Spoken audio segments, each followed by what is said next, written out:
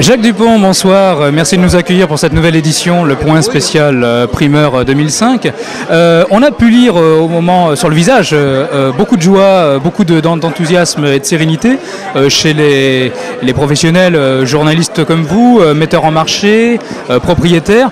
Est-ce à dire que 2005 a tenu les promesses tant vantées dans la presse dès le mois de novembre?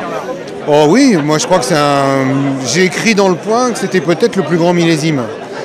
Parce que j'ai repris une phrase de Lucien Guillemet de Boyd Cantenac, qui n'est pas un baratineur, qui n'est pas quelqu'un qui nous fait le coup chaque année du grand millésime. C'est quelqu'un qui a un passé d'agronome et qui me disait on a sans doute trouvé des années autrefois aussi bonnes. Lui, il me disait, j'en ai pas connu d'années où tout soit bon dans le Bordeaux, aussi bien la rive droite, la rive gauche, les blancs, les rouges, etc.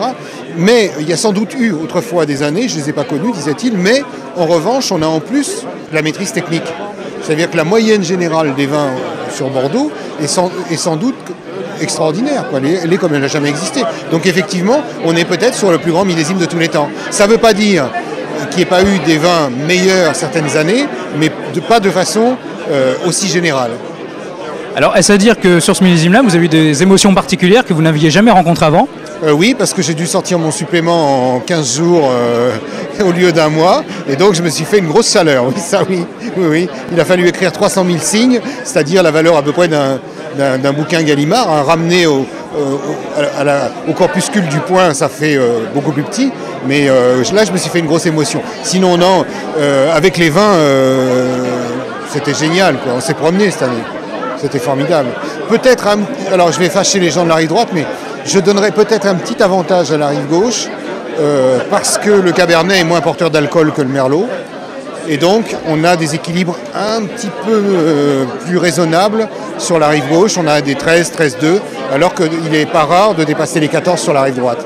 Alors, s'il y a l'homogénéité sur les 57 appellations, est-ce à dire malgré tout qu'on a aussi des styles, donc des vins à géométrie variable? Je pense que cette année, les gens ont été plus raisonnables que les autres années. J'ai moins rencontré de vins surextraits, surmûris, etc. De toute façon, parce que je crois aussi que les dates de vendange importaient finalement assez peu. On avait une fenêtre de tir pour vendanger qui était très large. Donc les gens qui d'habitude attendent très longtemps que ça soit surmûri, ou ceux qui vendangent très tôt, finalement, ils avaient à peu près le même raisin à l'arrivée ou au départ. Oui, la maturité idéale, c'est la maturité lente. Oui, voilà. Et puis, par ailleurs, je crois que la période de la surextraction et du gros boisé, c'est un peu passé. Enfin, c'est passé de mode déjà depuis longtemps, mais c'est passé aussi dans les mentalités. On a évolué. Je crois qu'on a, à part quelques irréductibles ou des gens qui se sont construits leur marché autour de ça, il y a quelques châteaux qui vendent là-dessus, qui vendent très bien aux États-Unis et qui continuent à le faire. Très bien, hein, ils sont très bien notés. Bon, ça va, mais moi, je pense que c'est pas le style Bordeaux, quoi. Alors vous écriviez au sujet du 2004, grand millésime, petit prix, et notamment les 96. Si Bordeaux a tenu son millésime en 2005, est-ce à dire qu'on pouvait craindre, on est le 11 mai, donc la campagne a bien évidemment débuté, est-ce qu'on peut craindre le grand retour du spectre des hystéries des prix, comme selon une expression de la bourse? C'est-à-dire qu'il va y avoir une grosse fracture par rapport aux autres années. On va avoir des crus qui échappent au marché viticole, ça devient vraiment des produits de luxe, et là il va y avoir des prix qui vont être faramineux. Et puis par ailleurs, je pense que la grande majorité des vins, les gens vont être prudents. Parce que le marché n'est pas fait. Le marché n'est pas fait. Je ne pense pas que tous les vins vont se vendre avec des hausses considérables. Il n'y aura pas d'acheteurs pour ça. Il faut rester raisonnable. On est sur un marché qui est très fragile. On a l'occasion de se relancer avec un très beau millésime. Honnêtement, je n'ai pas le sentiment que dans les crus bourgeois, les crus classés de deuxième catégorie, disons, on ait envie de faire exploser les prix parce qu'on sait qu'on ne les vendra pas. Finalement, on a l'impression que 2005, c'est un marché à la fois de spéculation et puis aussi de bonnes affaires. C'est un petit peu ça le message que vous avez voulu faire passer cette année? Oui, moi j'ai goûté beaucoup de Bordeaux Sud, beaucoup de vins de côte.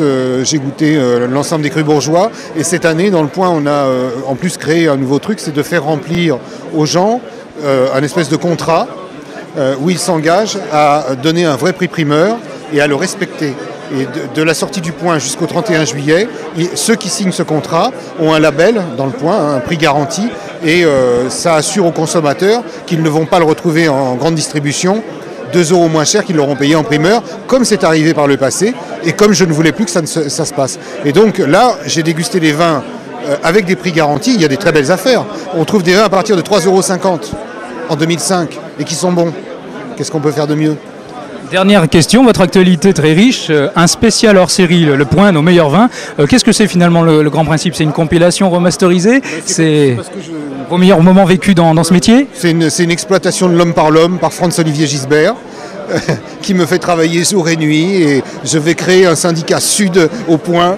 Non, mais c'est tous les copains qui disent c'est bien ce que tu fais, mais on est obligé, si on veut goûter tel vin, il faut qu'on regarde dans les collections du point. Tu pourrais pas nous faire un guide? Alors je leur ai expliqué qu'un guide, quand on le fait seul, c'est une escroquerie, parce qu'on ne peut pas goûter 467 appellations, rien que pour les appellations contrôlées, et les mettre dans un livre.